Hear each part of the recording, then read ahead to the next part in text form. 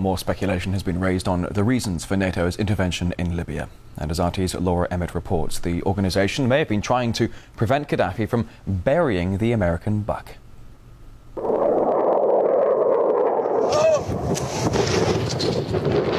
According to some, it's about protecting civilians. We must not tolerate this regime using military force against its own people. Others say it's about oil. The only reason they're interested with Libya is about the oil. You'd think we'd be in Iraq if the major export there was broccoli.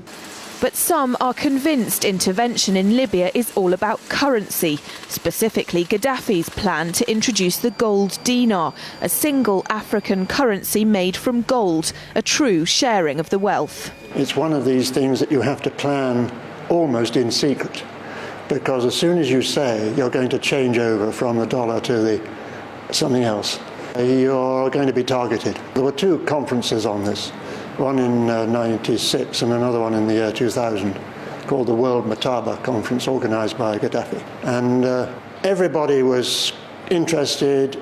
I think most countries in Africa were keen. Gaddafi didn't give up.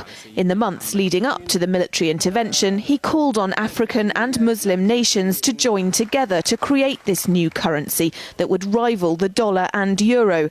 They would sell oil and other resources around the world only for gold dinars.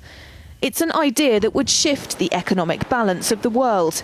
Countries' wealth would depend on how much gold they have, not how many dollars they trade. And Libya has 144 tons of gold. The UK has double that, but 10 times the population. If Gaddafi had an intent to try to reprice his oil or whatever else the country was selling in the global markets and accept something else as a currency, or maybe launch a gold dinar currency, any move such as that would certainly not be welcomed by the power elite today who are responsible for controlling the world's central banks. So yes, that would certainly be something that would cause his immediate dismissal and the need for other reasons to be brought forth for removing him from power.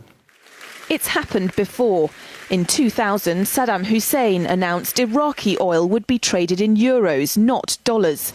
Sanctions and an invasion followed. Some say because the Americans were desperate to prevent OPEC from transferring oil trading in all its member countries to the euro. The UK's gold is kept here in a secure vault somewhere in the depths of the Bank of England.